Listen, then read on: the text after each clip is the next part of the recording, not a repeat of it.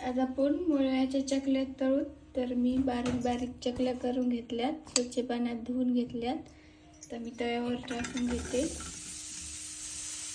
आता आपण तेल टाकू. त्याच्यात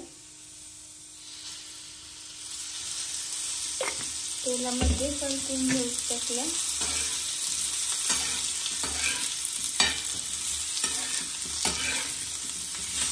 तेलात परतून घेतलं चकल्या.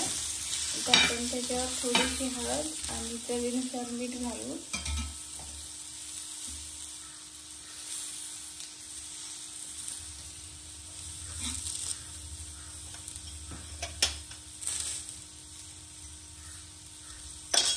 आपण मिक्स करून घेऊ सगळीकडे.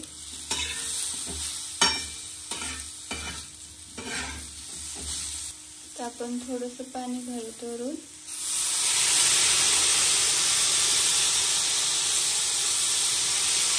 थोडा वेळ झाकण ठेवतो.